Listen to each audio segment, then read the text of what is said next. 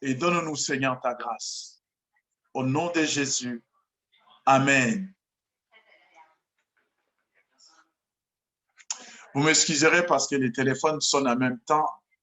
Il me faudrait vraiment un ordinateur pour éviter tout ça. J'ai dit à la sœur Elika de nous envoyer les copies par email. Je ne sais pas, vous avez reçu vos copies?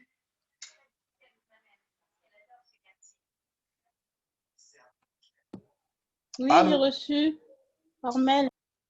D'accord. J'ai reçu par mail. Tu as essayé de réviser cela, de revoir les notes, de voir les notes? Tu les as lues? Oui, j'ai essayé. En fait, il faut que je le sorte par papier pour que ce soit meilleur parce que je l'ai sur mon téléphone, en fait. Comme je n'ai pas d'ordi, on a Bimisango, en fait. Pour moi, ça serait plus efficace de le faire sur un téléphone. J'ai essayé de réviser. D'accord. Donc, comme je disais la fois dernière, le but, c'était de nous envoyer pour que nous puissions faire une lecture, nous puissions revoir. Et quand on va se voir, je vais les sortir en papier pour nous donner des fascicules. Ça sera nos matériaux didactiques pour essayer aussi, on ne sait pas, un jour peut-être donner à quelqu'un ou enseigner aussi aux autres. Voilà. Que Dieu nous bénisse. Je crois que en l'introduction de ces cours, j'ai essayé un peu de nous relater, de nous amener à comprendre pourquoi l'évangélisation et pourquoi nous devrions les faire. Je pars et je prie le modèle de notre Seigneur Jésus, car c'est lui qui est le modèle parfait. C'est lui qui est le précurseur de l'évangélisation. C'est lui, comme je l'ai dit, qui n'a jamais commis d'erreur. Et nous voulons partager son expérience, comment il s'est entrepris pour que l'évangile nous atteigne aujourd'hui. Ses méthodes ou sa méthode, en quoi il visait quoi en fait? Jésus, sachant ce qu'il était et ce qu'il avait, étant qu'homme, et il a vécu comme Dieu parmi les hommes. Et lorsqu'il vient comme Dieu parmi les hommes, il avait qu'un seul objectif, c'est-à-dire gagner les hommes pour Dieu, réconcilier l'humanité perdue avec le Créateur.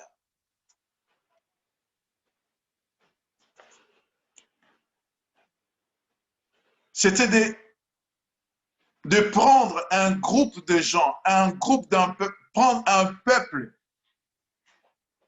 ce que nous avons appelé ecclésia en grec, en français, église. C'était ça son but. Et lorsque nous définissons l'église, ecclésia, c'est l'ensemble de ceux qui sont appelés hors d'eux. Jésus était venu pour sortir un peuple du monde pour faire de ce peuple le peuple de Dieu.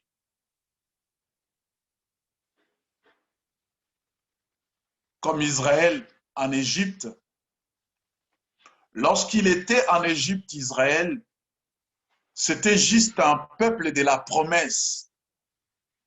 Ils avaient la promesse. Mais lorsqu'ils sortent de l'Égypte,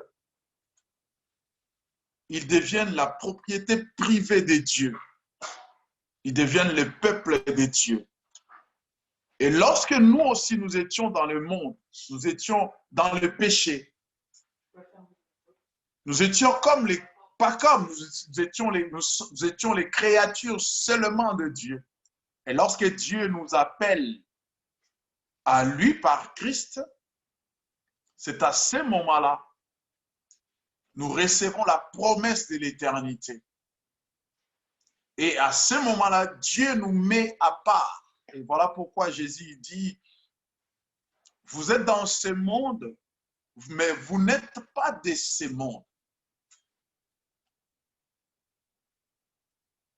Dans sa conception, Jésus nous met à part, quoique nous sommes dans ce monde, mais dans la conception, dans les spirituels, il nous a déjà sortis de ce monde.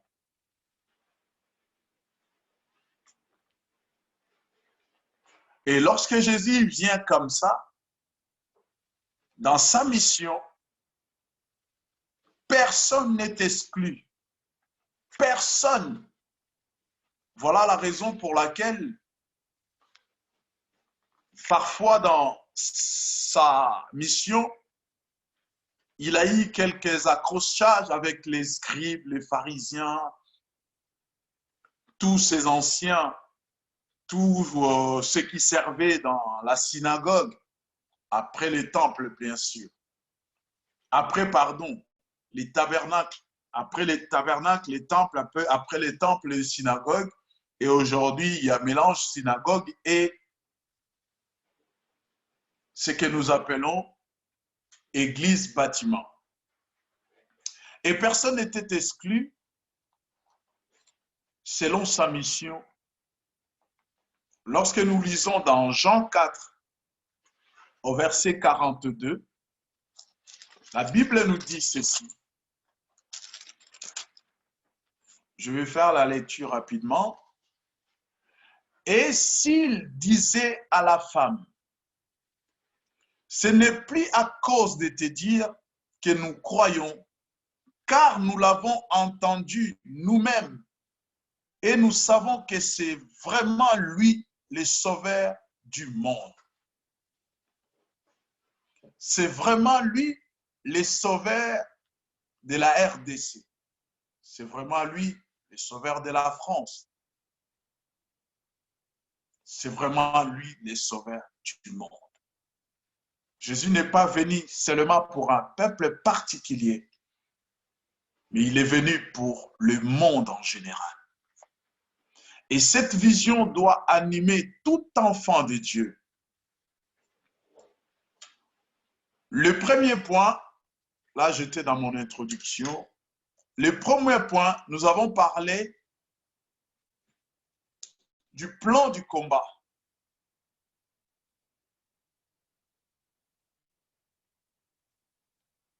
Jésus a fait un plan. Il n'est pas venu dans le monde tâtonnant, cherchant qu'est-ce que je vais faire, où est-ce que je suis, qu'est-ce qu'il me faut. Non, il avait un plan bien établi. Et nous avons dit, sa vie était fonction de son objectif. Et tout ce qu'il faisait et disait prenait sa signification du but ultime de sa vie. C'est-à-dire, racheter le monde pour Dieu.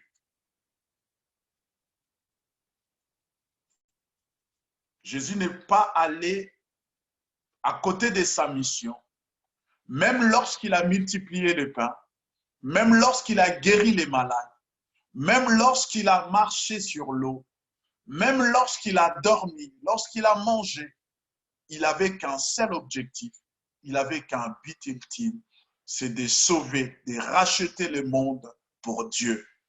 C'est cela aussi doit être notre pensée, notre vie, étant qu'enfant de Dieu. Je l'ai dit tout à l'heure, Jésus est venu étant l'homme, Dieu parmi les hommes. Donc, il a vécu cette double vie sur la terre. Il a vécu comme Dieu et il a vécu comme homme. Et voilà pourquoi je dis, nous aussi, étant qu'enfants de Dieu, nous devrions être animés de cette pensée, de cette vision. Étant qu'enfants de Dieu, notre but ne doit pas être, je ne sais quoi, excusez-moi, Mais notre but ultime doit être le salut des âmes. Sauver les hommes pour lui, pour racheter les hommes pour Dieu. Ça, c'est notre part. Ça, c'est la part de notre vie chrétienne. Et l'autre part, c'est cette vie que nous avons, la vie de famille, maman, papa, préparateur de commandes, comptable, agent de maintenance. Ça, c'est une autre vie à part. Et cette vie à part aussi a un objectif, a un but, que vous savez, je ne vais pas énumérer ici, mais dans notre vie, avec le Seigneur, nous devrions avoir un but. Et ce but, c'est d'être animé, avoir les sentiments qu'avec Christ Jésus, comme la Bible dit dans les livres de Philippiens. Nous devrions être animés des mêmes sentiments, mêmes préoccupations. Bien-aimés, notre préoccupation ne doit pas être d'avoir une grande église, chose qui n'est pas mauvaise, mais notre préoccupation doit être de savoir, est-ce que tout le monde, tout ce que Dieu nous a donné, sont-ils tous sauvés? Ils sont tous appelés à entrer dans le bateau, dans l'arche. Est-ce qu'ils entreront tous? C'est ça notre question et notre but, c'est de racheter les âmes pour Dieu. Et lorsque nous lisons dans Jean chapitre 3 au verset 16, c'est un verset que nous récitons, ces versets, même les chrétiens, même les païens, ça se récite les yeux fermés. C'est ça. Le plan que Jésus avait. Parce qu'il avait tellement l'amour pour le monde. Le Père lui a donné comme gage de cet amour.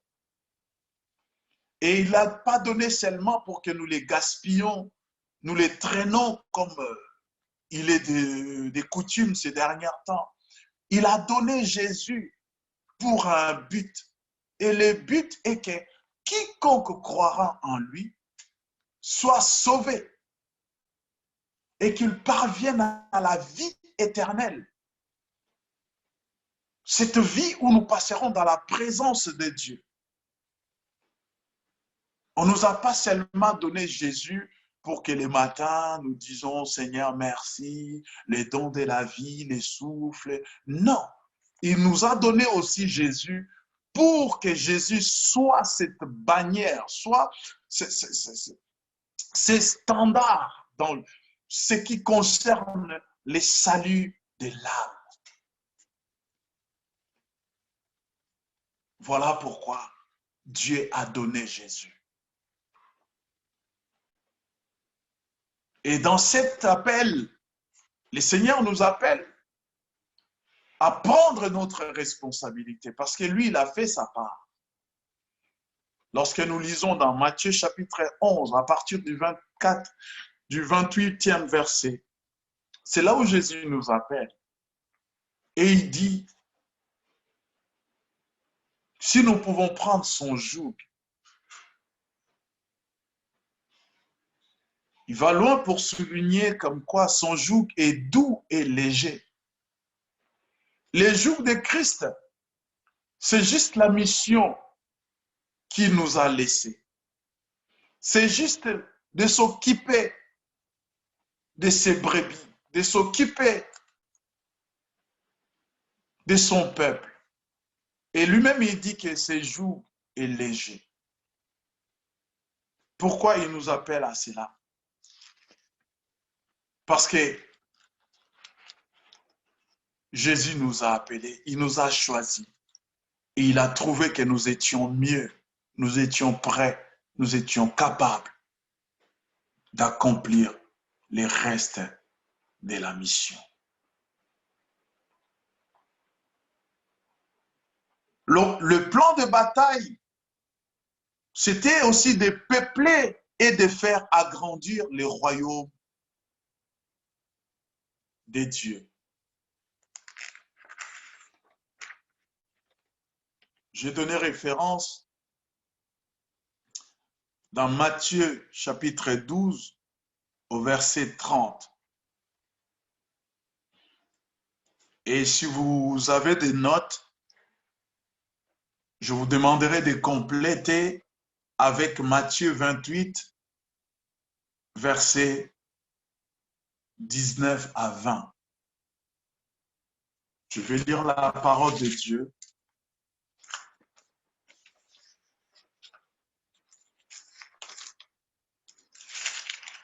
Matthieu 12, 30.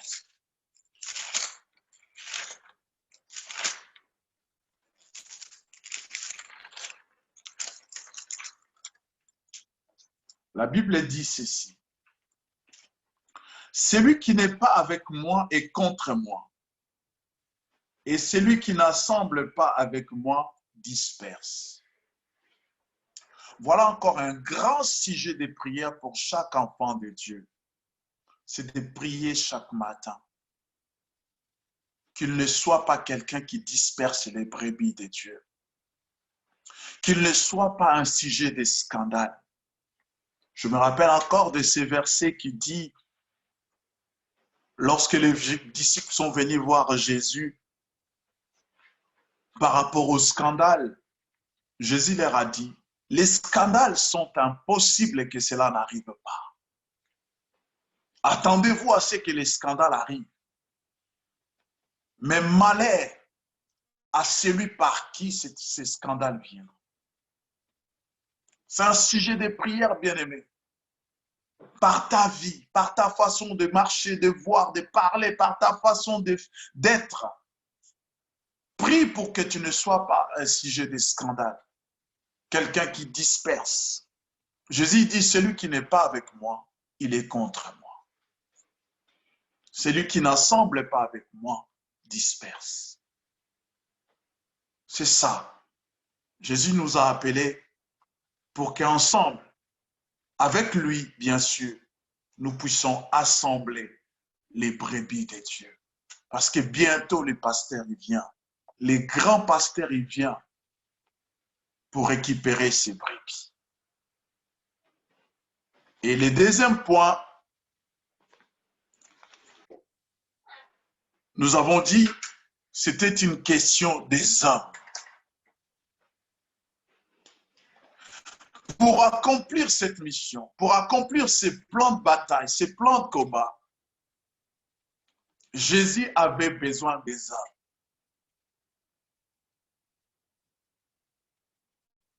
Et ces hommes bien-aimés,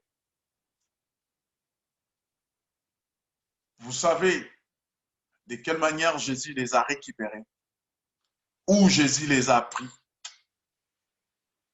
d'où venaient-ils, qui ils étaient. La Bible dit, lorsque nous lisons dans la référence que j'ai donnée, dans Luc chapitre 13, Luc chapitre 16, verset 13, je vais lire la parole de Dieu, excusez-moi. Luc 16, 13. Et si nous pouvons compléter Luc 16, 13 avec Jean 15, 16. Écoutez la parole de Dieu. La Bible dit ceci. Aucun serviteur ne peut servir deux maîtres, car ou il haïra l'un et aimera l'autre, ou il s'attachera à l'un et méprisera l'autre. Vous ne pouvez servir Dieu et Mammon. Je lis Jean chapitre 15, verset 16. Après, je vais expliquer.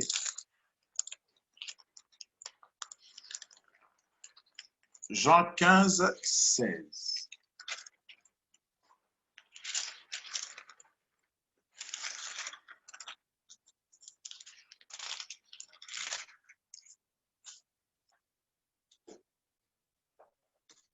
Ce n'est pas vous qui m'avez choisi, Mais moi, je vous ai choisi et je vous ai établi, afin que vous alliez, que vous portiez du fruit et que votre fruit demeure, pour que tout ce que vous demanderez au Père en mon nom, il vous les donne. Alléluia. Amen. Bien-aimé, ce que tu es aujourd'hui,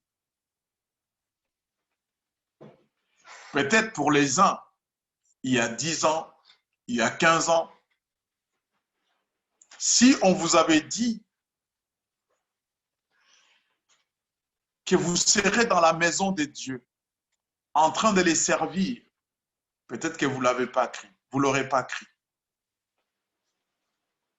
Le Seigneur, il dit, ce n'est pas vous qui m'avez choisi, c'est moi qui vous ai choisi.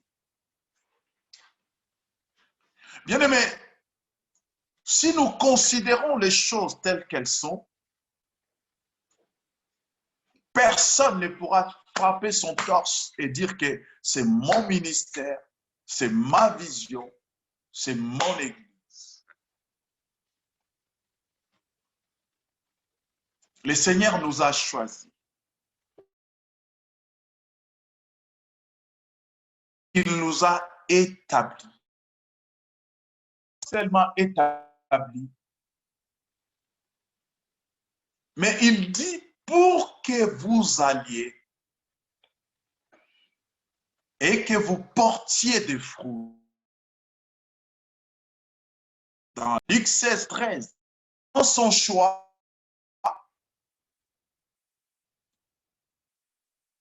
il dit ceci.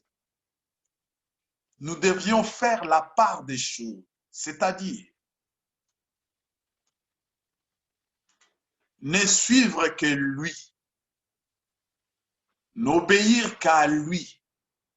Tout à l'heure, j'avais essayé de faire la différence entre la vie de l'esprit et la vie de tous les jours. De n'obéir qu'à lui, sinon vous me direz, ok Moussa Nayo, tu pars dans ton travail, ton chef il te dit, fais ceci, tu vas lui répondre, non, moi mon pasteur il avait dit que je dois obéir qu'à Dieu. Non, je parle en ce qui concerne l'appel et la mission. Il dit, je vous ai choisi et vous ne devriez que servir moi. Si vous voulez servir moi et maman, attendez-vous à ce que votre tête penche d'un côté ou de l'autre. Mais la plupart des temps, lorsque nous nous retrouvons dans ces cas de figure, les cœurs se penchent beaucoup plus vers maman. Parce qu'on entre dans une quête de quelque chose qu'on suit. Dans une vie où il nous serait difficile de revenir à l'ancienne par rapport aux moyens, par rapport aux besoins, par rapport à ce que nous sommes.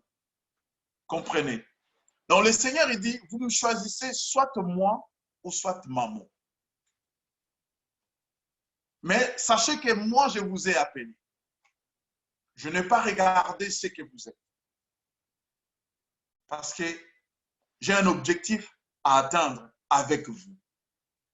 La première des choses, bien-aimés, lorsque nous entrons dans le choix des hommes, Jésus va choisir des hommes sans être influencé, sans parti pris, par son propre gré. Il va sillonner des villes environnantes où il habitait pour choisir des hommes. J'ai donné les références. Vous avez toutes les références. Jésus avait un seul objectif initial du plan. était d'enrôler des hommes qui devraient porter son témoignage. Bien-aimé, il n'y a pas un impact dans l'évangélisation sans un témoignage. Tu peux ne pas ouvrir ta Bible, mais ton témoignage, dans tous les domaines, je dis, ton témoignage est fait pour amener les hommes à se réconcilier avec Dieu. Lorsque je parle du témoignage, je ne parle pas seulement, des fois quand on parle du témoignage, nous nous voyons seulement côté caractère, côté habitude, côté comment, l'ego de l'homme. Non. Lorsque je parle de témoignage, je parle de tous les aspects de la vie humaine. C'est-à-dire les expériences que tu as vécues, les expériences que tu as eues avec les seigneurs, son intervention dans ta vie, comment il t'a guéri, comment il a guéri des gens au travers de toi, comment il t'a délivré, comment il t'a consolé, comment il t'a relevé, comment il est en train de te changer, comment il pourvoit à tes besoins.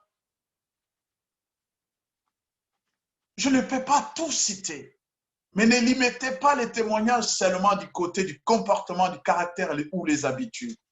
Notre vie en général. Et Jésus a choisi des hommes pour porter son témoignage. Quand je dis, j'étais quelqu'un qui ne croyait pas la parole. Mais une fois, j'ai prié, j'ai demandé si vraiment Dieu existait. Et c'est là où Jésus m'a parlé. C'est un témoignage. Et j'ai eu la conviction dans mon cœur que comme quoi j'étais perdu sans lui. Voilà le but pour lequel Jésus m'a appelé. C'est de porter témoignage. Son témoignage à lui. Son témoignage à lui. Ce qu'il a fait dans ma vie.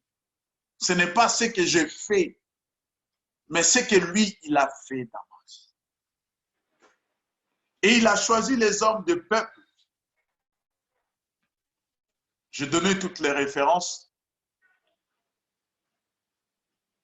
pour dire comme quoi Jean-André, c'était des premiers disciples à être appelés. Cela me revient à dire que Jean et André, ils se pourraient. Parce que lorsque nous lisons la parole de Dieu dans la référence que j'ai donnée, je crois, dans Jean chapitre 1, à partir du 50e verset, nous voyons que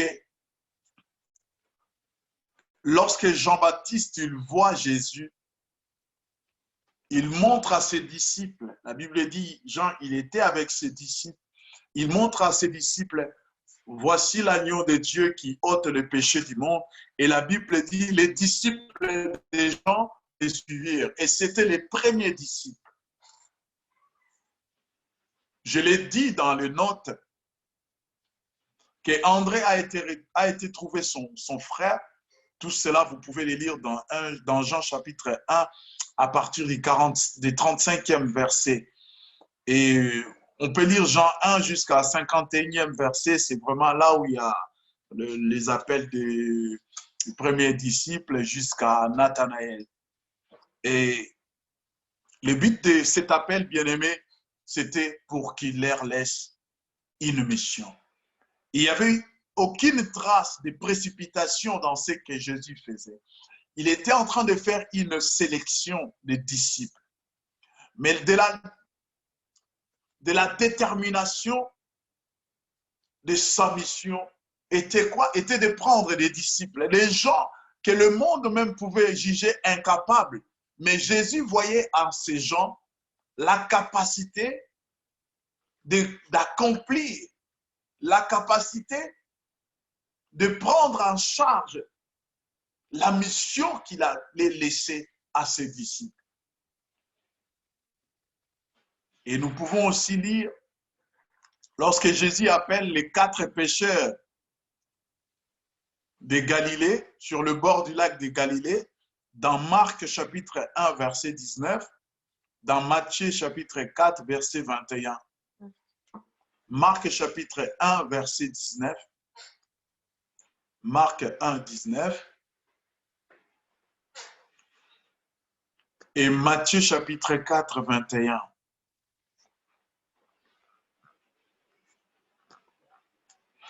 Et lorsqu'il va suivre, il va rencontrer aussi Matthieu à Capernaum. C'est dans Marc chapitre 2, verset 13. Marc 2, verset 13. Matthieu 9, 9. Luc 5, 27 à 28. Matthieu 9, 9. Luc 5, 27 à 28. Luc 5, 27. Et les autres détails, vous pouvez lire dans les évangiles. Et dans son plan de combat, dans ses choix des hommes, le troisième point, ces hommes étaient désireux d'apprendre. Ces hommes étaient désireux d'apprendre. C'est ça que nous ne voulons pas aujourd'hui, bien-aimés. D'apprendre. Je ne pense pas qu'à l'ère d'aujourd'hui, nous pouvons dire que nous sommes moins que ces disciples qui ont suivi Jésus.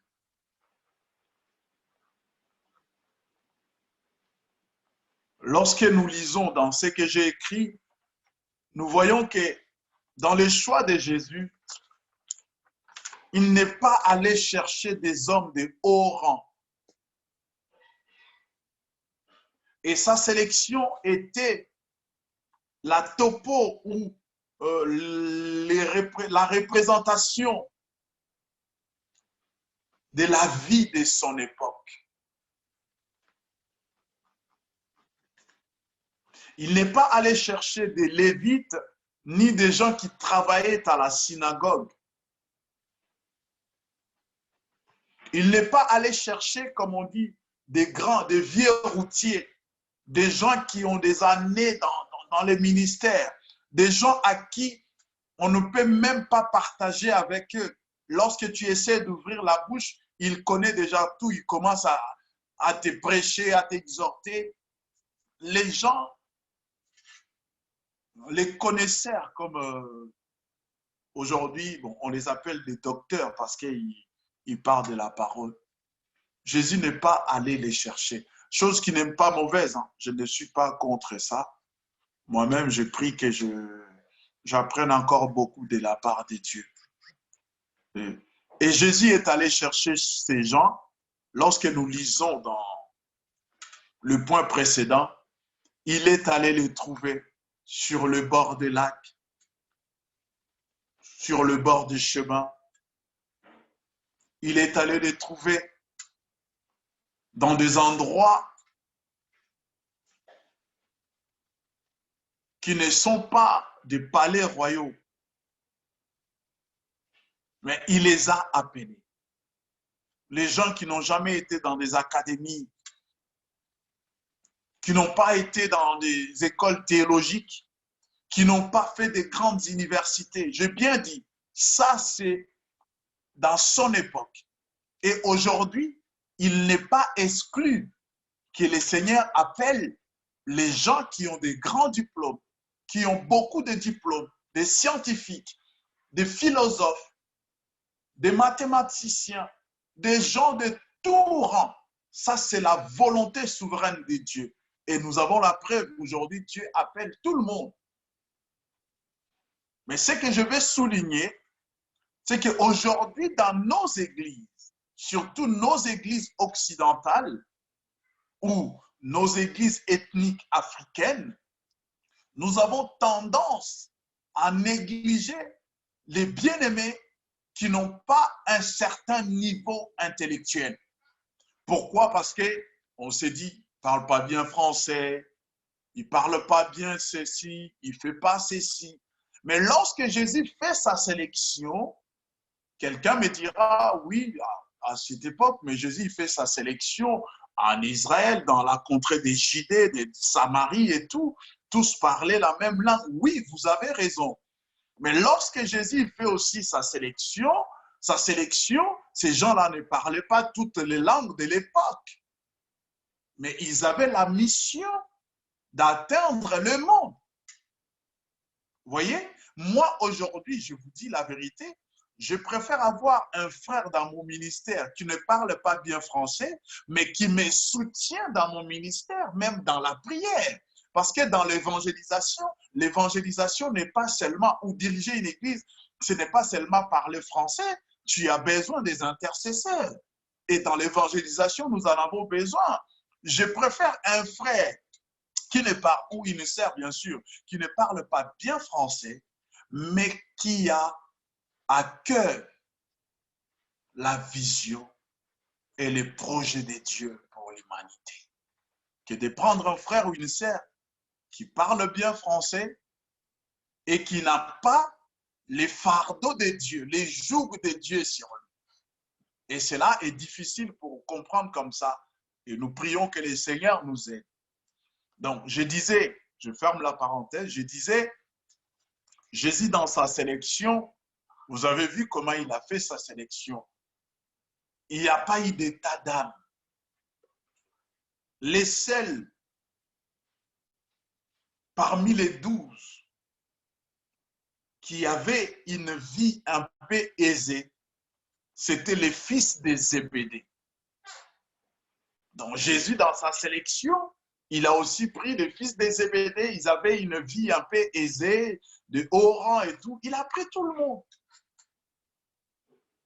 Et c'est le cas aujourd'hui. Nous devions prendre tout le monde. Ici, je parle de l'évangélisation de l'Église.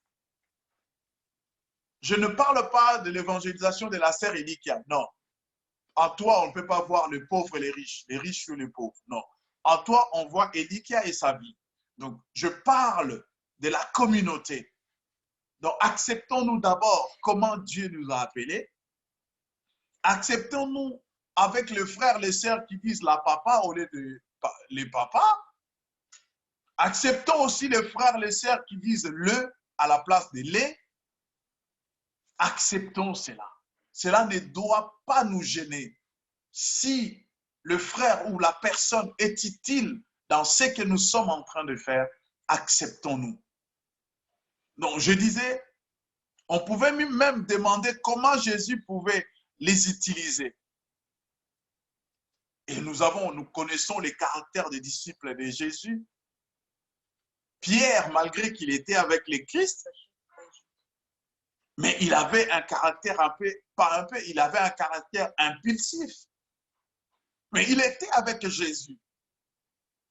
Donc, acceptons aussi que dans le groupe, nous ayons des gens avec un caractère comme ça.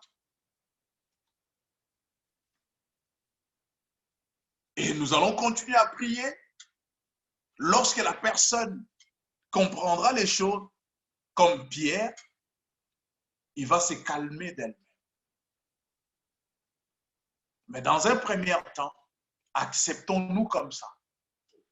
Les seigneurs, pour devenir ses collaborateurs, ils étaient représentatifs de la société de son temps. Qu'on pouvait espérer voir gagner, devenir ses collaborateurs, là je suis en train de lire, étaient représentatifs de la société de leur temps et certainement pas les groupes qu'on pouvait espérer voir gagner le monde pour Jésus-Christ. Si on regardait, effectivement, les pécheurs, les gens qui ne servaient vraiment pas à grand-chose. Mais Jésus, leur dit, suivez-moi, je ferai de vous pêcheurs d'hommes.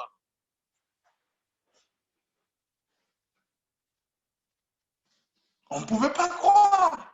Si on ressuscitait les gens de l'époque et leur montrait l'état, le travail que ces gens ont fait, peut-être qu'il y aurait des gens qui tomberaient dans le pomme, qui vont dire, mais non, ce n'est pas possible.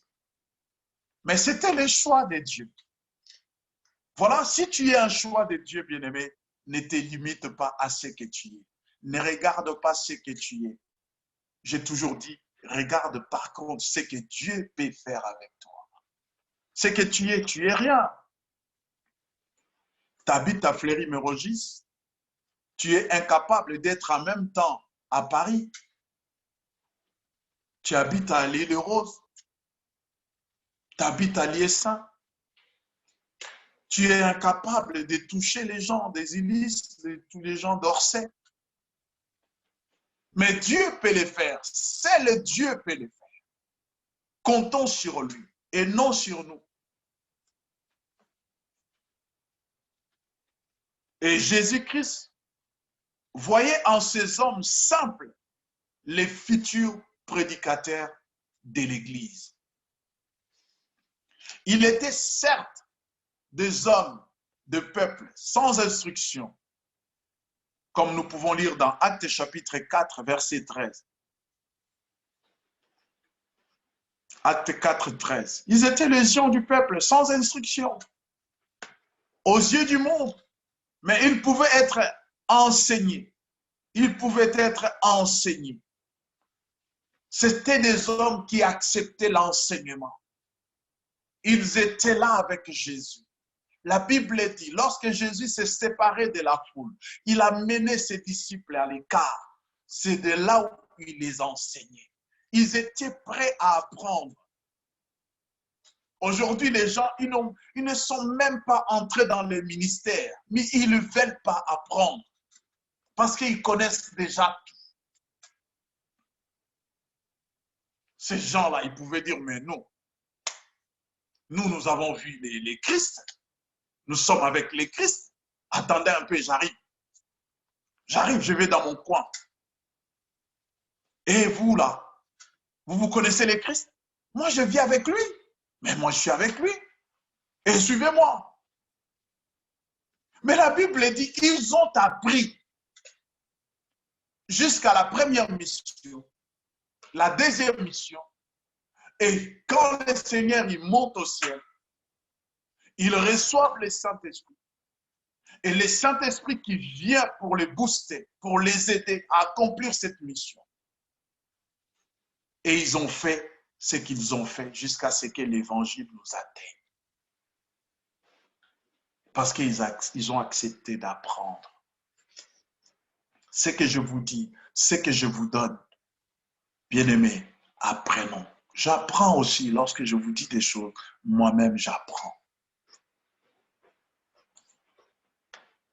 Aujourd'hui, il n'est pas question des rangs sociaux. Aujourd'hui, il est question de la vocation et de l'appel.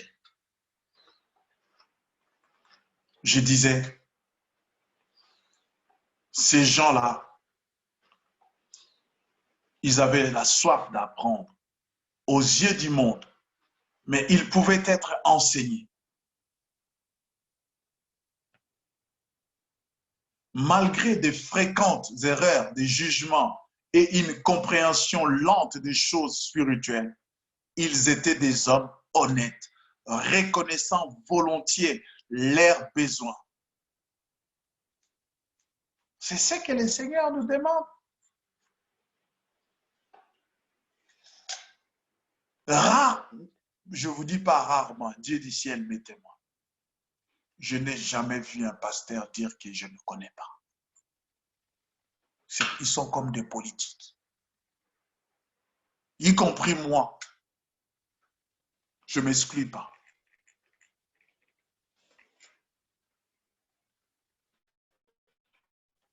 Mais les disciples de Christ, ils ont appris de leurs bêtises, de leurs erreurs. Et tant qu'enfants de Dieu, nous devrions apprendre de nos bêtises et de nos erreurs. Leur comportement pouvait être maladroit et leurs possibilités limitées. Mais à l'exception du traître, c'est-à-dire Judas, ils avaient les cœurs généreux. Ce qui est peut-être le plus significatif à leur sujet est leur ardent désir de Dieu et des réalités de sa vie. Pour être un bon évangéliste bien-aimé, pour être un bon serviteur de Dieu, ça, les deux enseignements, je les fais toucher, je les juxtapose. Là, je parle de l'évangélisation et du service. Il faut avoir un désir ardent de Dieu. Ne te sens jamais autosuffisant. Ne te considère jamais capable de tout. Il faut toujours manifester le désir de Dieu. Il faut toujours avoir besoin de Dieu. Daniel, cet homme, je reviens à Joseph. Il avait les dons de vision et de rêve. Mais lorsqu'on vient le voir pour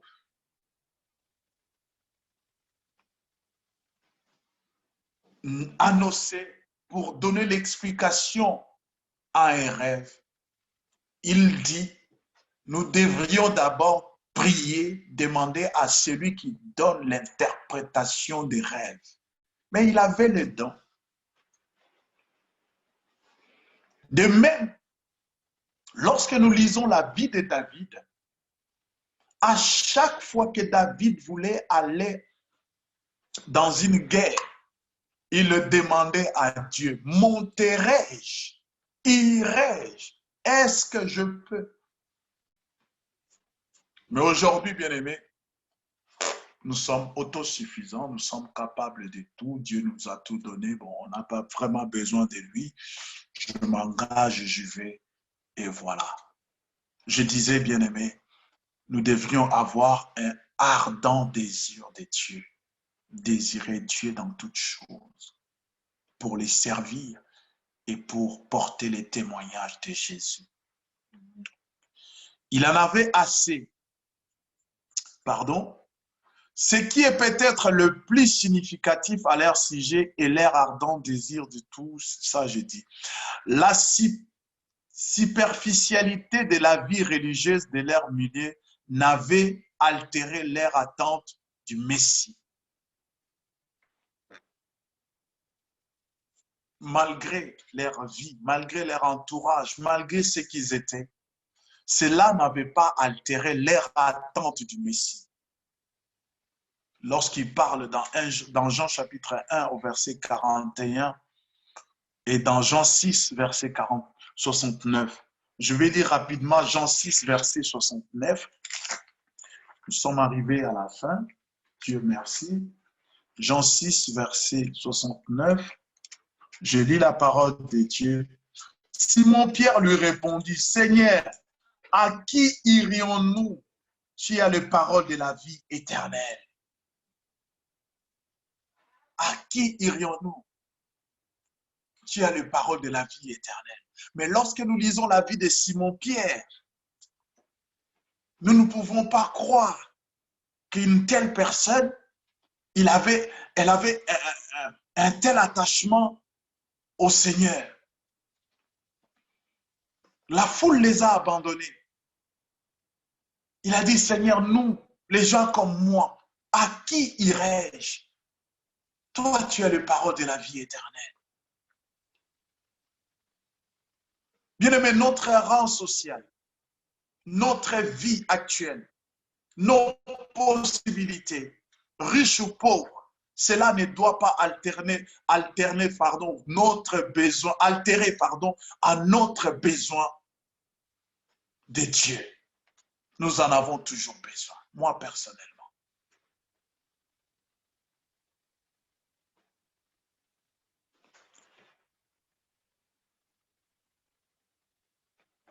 Ils en avaient assez de l'hypocrisie de la classe dirigeante. Certains d'entre eux s'étaient joints au mouvement de réveil de Jean-Baptiste. Les disciples que nous avons vus dans Jean chapitre 1, 35.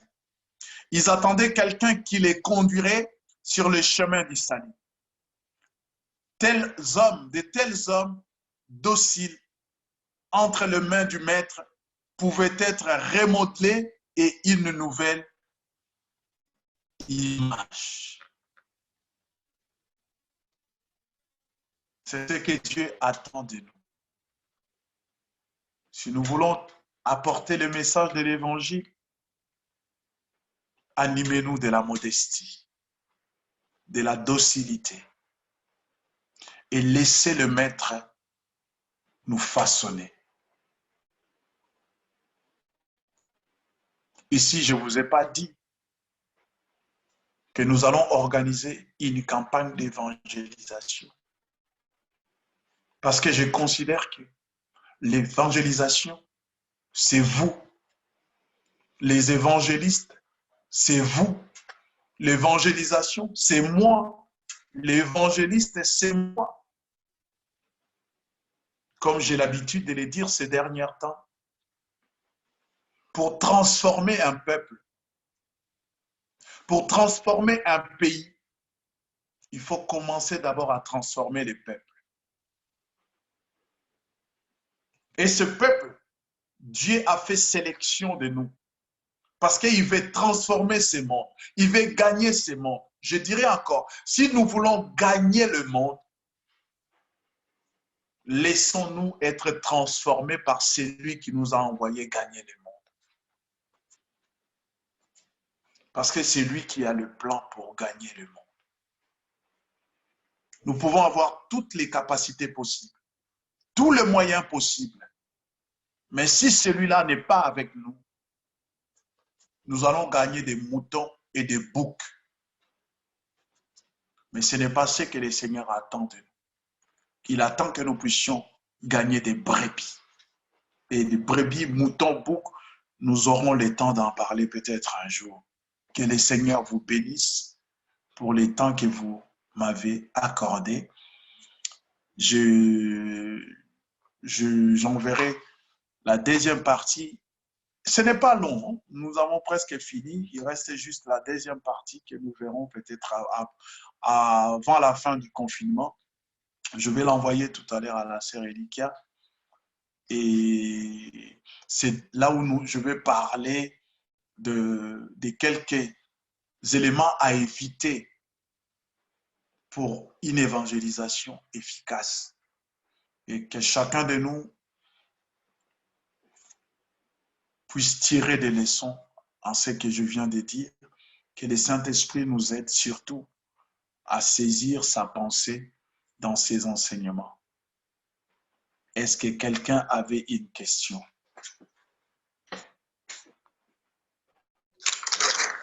Ouvrez le micro.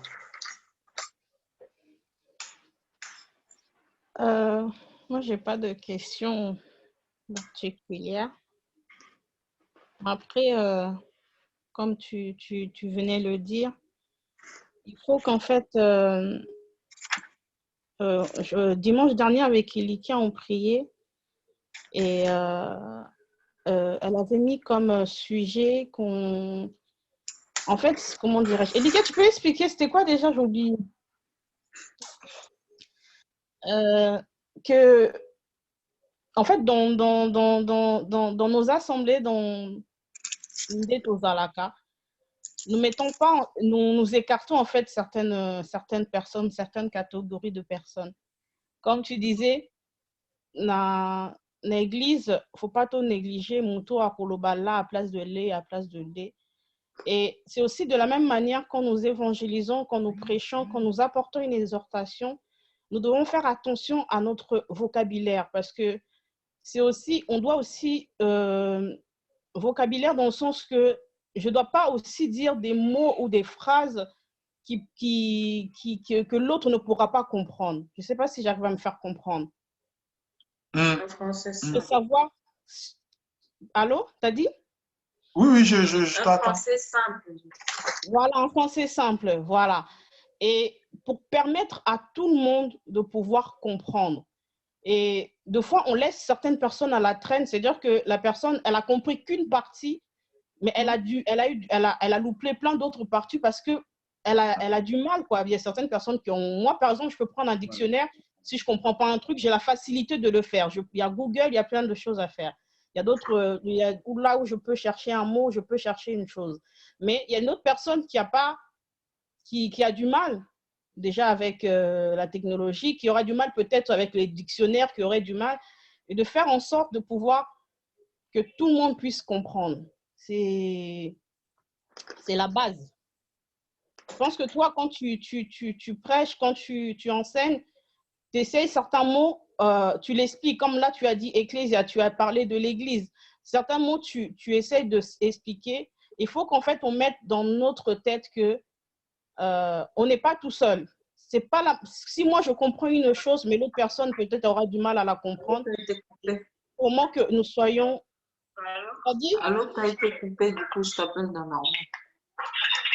Oui, même moi, depuis tout à l'heure, je ne peux plus retourner. Il faut que le frère s'appelle après. Ah, il y a le roi Zati. Rien à foutre. Il assemblée Du coup, je suis obligée de t'appeler comme ça parce que... Chère famille, vas-y, on t'écoute. On va faire en sorte que tout le monde puisse... nous discriminons certaines choses, de certaines personnes sans le vouloir. Sans le vouloir et nous pensons peut-être que les personnes ont ça, les personnes ont compris la chose alors qu'ils n'ont pas compris la chose. Et il faut vraiment faire attention à cela. Et voilà quoi. C'est bien, l'évangile doit être prêché, mais nous devons aussi nous mettre en fait à la hauteur des gens pour que vraiment les paroles ou l'évangile puisse être prêché d'une manière efficace, quoi. Voilà. D'accord. Sœur Elika. Allô? Allô? Ouais, dis-moi pardon. Tu as été coupé, j'essaie. Dans tout ce que tu as entendu, parce que là, on est arrivé à la fin, dans tout ce que tu as entendu, est-ce que tu avais une question ou une suggestion? Non, pas pour l'instant. D'accord. Donc voilà, je disais, je vais t'envoyer la deuxième partie tout à l'heure. Si tu as le temps comme ça, on va finir l'évangélisation avant la fin du confinement, donc le samedi prochain. Et après, s'il y a quelques trucs aussi à dire par rapport au conseil pour les ministères, surtout pour les travails, je préférerais que nous parlions du conseil. Ce n'est pas vraiment un cours, mais du conseil écrit et tout. On peut garder les notes. Ce qui est mieux, comme je disais, une bonne évangélisation va de pair avec notre vie. Donc, ça sera vraiment ça. Merci pour votre temps. Amen. Merci à toi.